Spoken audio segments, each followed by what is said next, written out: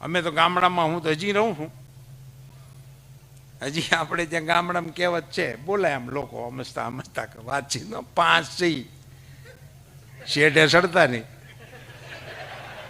3 અંદર જાય તો 2 જ ખેડશે, એ શેઠે સડાય.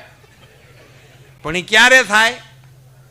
સંયુક્ત કુટુંબ હોય તો કહેવાય. એક કલ્યું હોય તો સમાધાન જ કરવું પડે, પગે જ લાગ્યા રાખવું પડે, એનાથી કાંઈ થાય જ નહીં. ક્ષમતા વિહોણા થઈ ગયા.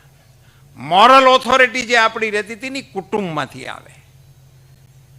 એકાદ નાનો હોય, કોઈ નબળો હોય, ધીમો હોય, તો એ સંયુક્ત કુટુંબમાં ખબર ન પડે. કુટુંબની શાખ ભેગી શાખ એ કુટુંબનો જ ગણાય. એ નાનું મોટું એમાં ગણાય નહીં. એની હારે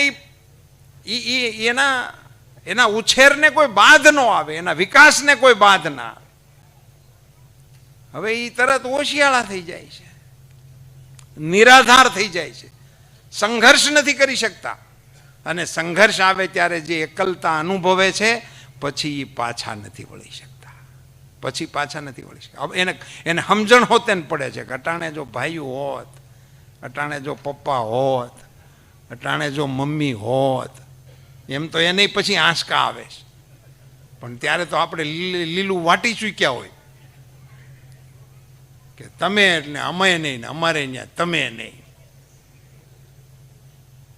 એવી રીતે જે કુટુંબોને તોડી નાખ્યા, કેવી કેવી સુંદર કલ્પનાઓથી આપણા સંતાનો વંચિત રહી જાય છે. હું તો સૌથી સદભાગી